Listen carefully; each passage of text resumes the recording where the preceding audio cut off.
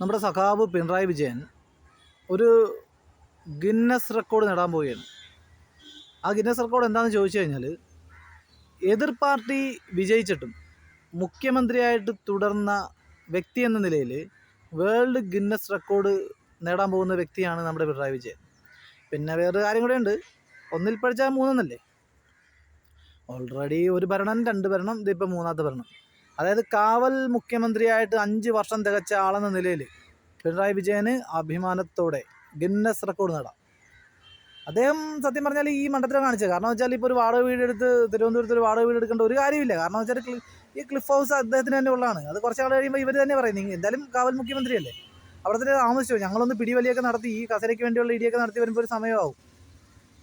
അപ്പോൾ നിങ്ങൾ തന്നെ തൽക്കാലം അവിടെ കയറിയിരുന്നോ, വാടക വെറുതെ കൊടുക്കേണ്ടത്. അത് ചിലപ്പോൾ ജനങ്ങൾ തന്നെ പിടിച്ചിരുത്തും, അല്ലെങ്കിൽ ചിലപ്പോൾ UDF തന്നെ വിളിച്ചുകൊണ്ട് പോകും പുള്ളിനെ. എന്തായാലും അവിടെ നിൽക്കേണ്ട, വാടക വെറുതെ കൊടുക്കണ്ട, എന്തായാലും അവർ തമ്മിൽ അടിക്കല്ലേ അവിടെ കിടന്ന്. അതൊക്കെ കഴിഞ്ഞ് വരുമ്പോൾ ഒരു സമയമാകും. അത് ഇവിടെ ഇരിക്കുന്നു പറഞ്ഞ് വിളിച്ചിരുത്തും. നോക്കിയോ, നടക്കാൻ പോണ കാര്യം അതാണ്. 5 വർഷം കൃത്യമായിട്ട് ഈ പറയുന്ന പോലെ രമേശ് ചെന്നിത്തലയും VD സതീശനും KC വേണുഗോപാലും എന്ന ത്രിമൂർത്തികൾ തമ്മിൽ ഈ പറയുന്ന യുദ്ധമൊക്കെ കഴിഞ്ഞ് കസേരയ്ക്ക് വേണ്ടിയുള്ള പിടിവലിയൊക്കെ കഴിഞ്ഞിട്ട് ഒരു തീരുമാനത്തിലെത്തുമ്പോൾ കൃത്യം 2031 ആകും. അപ്പോൾ പിണറായി വിജയന് ഈ പറയുന്നത് പോലെ ഒരു വേൾഡ് ഗിന്നസ് റെക്കോർഡ് കിട്ടും. കാരണം കാവൽ മുഖ്യമന്ത്രിയായിട്ട് 5 വർഷം തികച്ച ആൾ എന്ന് പറഞ്ഞാൽ ഒന്നിപ്പഴിച്ചാൽ 3, ഒരു ഭരണം, 2 ഭരണം, 3 ഭരണം. എങ്ങനെയുണ്ട്? പൊളിയല്ലേ? എന്താ അല്ലേ, ഓരോ അവാർഡുകളും റെക്കോർഡുകളൊക്കെ ഓരോ വ്യക്തികളത്തിലേക്ക് വരുന്നതേ. പക്ഷെ എനിക്ക് മനസ്സിലാത്ത കാര്യം എന്ന് പറഞ്ഞാൽ, ഈ UDF KC വേണുഗോപാലിൻ്റെ ഒരു വീഡിയോ നമ്മൾ കണ്ടതാണ്. അതിനകത്ത് അത് പറയുന്നത് UDF ജയിച്ചാൽ മിനിറ്റുകൾക്കകം ഞങ്ങൾ മുഖ്യമന്ത്രി തീരുമാനിക്കുമെന്നാണ്. എവിടെ മിനിറ്റുകൾ കഴിഞ്ഞ് സെക്കൻഡുകൾ കഴിഞ്ഞ് മിനിറ്റുകൾ കഴിഞ്ഞ് മണിക്കൂറുകൾ കഴിഞ്ഞ് ദിവസങ്ങൾ കഴിഞ്ഞ് ആഴ്ചകൾ കഴിഞ്ഞ് മുഖ്യമന്ത്രി മാത്രമില്ല, ഒരു കസേരയുണ്ട്. അല്ല, ഇത് എനിക്കൊരു ചോദ്യം ഞാൻ ചോദിക്കട്ടെ. നമ്മൾ ഈ 3-4 മുഖ്യമന്ത്രീനെ ആക്കാനുള്ള വകുപ്പുണ്ടോ ഒരു സംസ്ഥാനത്തിന്? അല്ലെങ്കിൽ ഒരു കാര്യം ചെയ്യും, എല്ലാവരും മുഖ്യമന്ത്രിയാക്കിക്ക്, എല്ലാവരും ആകട്ടെ.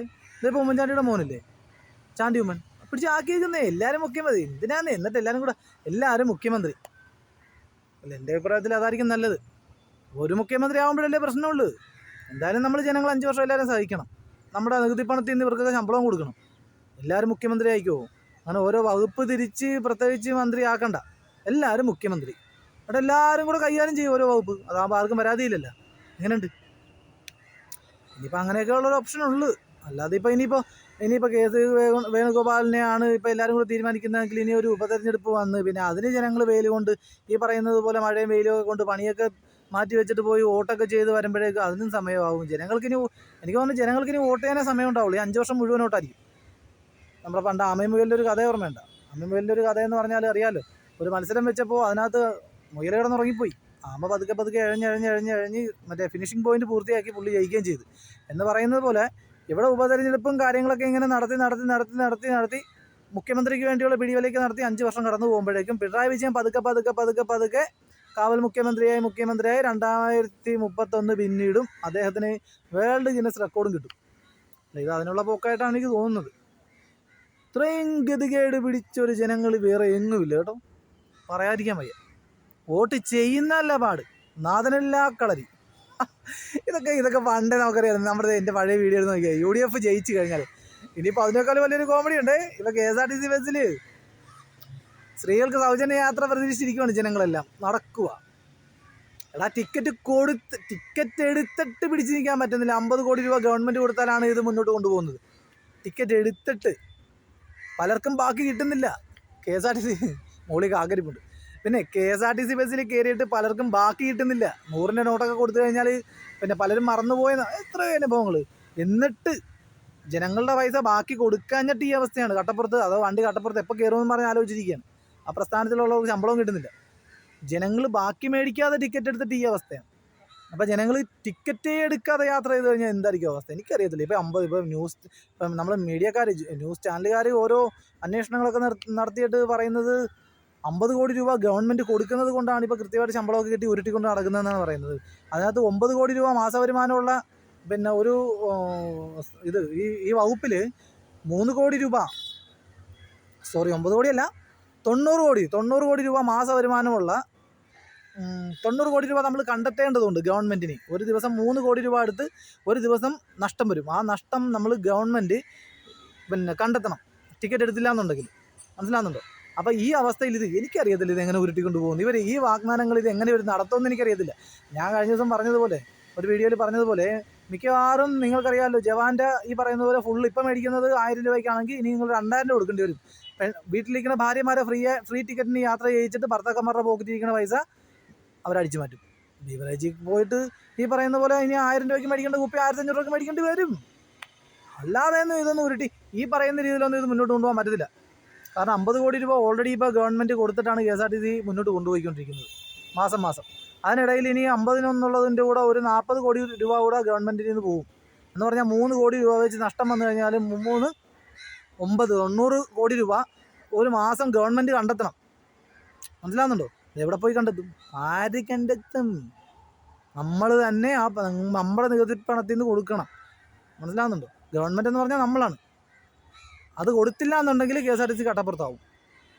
ഒക്കെ എന്ത് വാഗ്ദാനങ്ങൾ കൊടുക്കുമ്പോൾ നമ്മൾ ജെന്യുവനായിരിക്കണം. അധികാരത്തിൽ കയറാൻ വേണ്ടിയിട്ട് എന്തും വാഗ്ദാനങ്ങളും കൊടുത്തിട്ട് കാര്യമില്ല.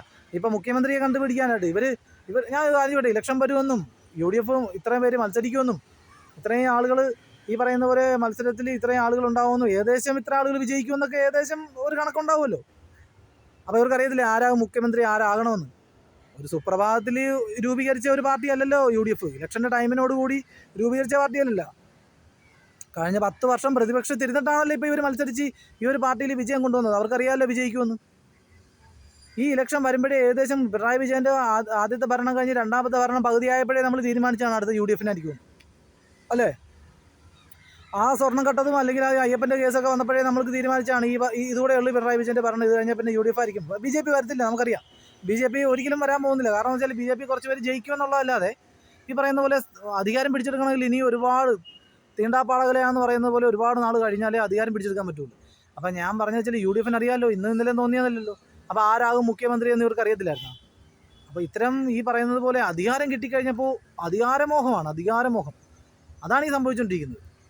അപ്പോൾ ഈ അധികാരമോഹത്തിൽ നമ്മൾ നേരത്തെ പറഞ്ഞ പോലെ പിന്നെ ഒരുപാട് ശക്തനായ മുയൽ വിചാരിച്ചത് പതുക്കെ എങ്ങനെയെങ്കിലുമൊക്കെ ഓടി പിന്നെ എനിക്ക് സ്പീഡുണ്ടല്ലോ ആമ പതുക്കെ കഴിഞ്ഞ് വരുള്ളതാണ് എന്ന് പറയുന്നത് പോലെ അധികാരമോഹികളായിട്ടുള്ള ആളുകളൊക്കെ വടംവലി നടത്തുമ്പോൾ ഇവിടെ പതിയെ നൈസായിട്ട് ഒരാൾ കാവൽ മുഖ്യമന്ത്രിയായിട്ടിരുന്ന് ഭരിച്ച് 5 വർഷം തേക്കും. അങ്ങനെ പിണറായി വിജയന് വേൾഡ് ഗിന്നസ് റെക്കോർഡും കിട്ടും.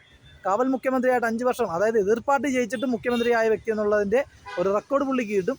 അങ്ങനെ ഒന്നിൽ പഠിച്ചാൽ 3 എന്നുള്ള ആ ഒരു പഴഞ്ചൊല്ല് അത് കൃത്യമായിട്ട് ഇവിടെ സംഭവിക്കുകയും ചെയ്യും. ഇതാണ് നടക്കാൻ പോകുന്നത്. അതുകൊണ്ട് ജനങ്ങളായ നമ്മൾ മനസ്സിലാക്കേണ്ട ഒരു കാര്യം എന്ന് പറഞ്ഞാൽ ഇത്ര അച്ചടക്കമില്ലാത്ത ഇത്രയ്ക്ക് പിന്നെ ഈ പറയുന്നത് പോലെ ഒരു നാഥനില്ലാത്ത കളരിയായ ആളുകൾക്ക് വോട്ട് ചെയ്യുന്നതിന് മുൻപ് നമ്മൾ ഒന്നുകൂടി ഒന്ന് ആലോചിക്കണം. ഇപ്പോൾ തമിഴ്നാട്ടിൽ അവിടെ ഭരണം തുടങ്ങി, അവിടെ പല കാര്യങ്ങൾക്കും പുതിയ നിയമം കൊണ്ടുവരാൻ തുടങ്ങി, പല കാര്യങ്ങളും ആക്ഷൻ എടുക്കാൻ തുടങ്ങി. അപ്പോഴും ഇവിടെ മുഖ്യമന്ത്രിയെ തപ്പിക്കൊണ്ടിരിക്കുകയാണ്. ആരാണ് മുഖ്യമന്ത്രി? ഇതിപ്പോൾ ഓരോരുത്തരെയും വിളിച്ചുകൊണ്ടിരിക്കുകയാണ്. സോണിയാഗാന്ധിയും രാജീവ് ഗാന്ധിയും രാഹുൽ ഗാന്ധിയൊക്കെ ഓരോരുത്തരെയും വിളിച്ചുകൊണ്ടിരിക്കുകയാണ്, വ്യക്തിപരമായിട്ട് ചോദിച്ചുകൊണ്ടിരിക്കുകയാണ്. ഇനി ഇത് കഴിയുമ്പോൾ ഓരോരുത്തരുടെയും വീടാന്തരം വന്ന് ചോദിക്കും, നിങ്ങൾക്ക് ആര് വേണം മുഖ്യമന്ത്രി? അപ്പോൾ വീട്ടിലെ ആളുകൾ പറഞ്ഞാൽ ഞങ്ങൾക്ക് ഇന്നാൾ മതി എന്ന് പറയും. അങ്ങനെ ഇങ്ങനെ ചോദിച്ച് 5 വർഷം കഴിയുന്നവരെ വെയിറ്റ് ചെയ്യേണ്ടതായിട്ട് വരും. ജനങ്ങളുടെ ഒരു ഗതികേട് എന്ത് പറയാനാ.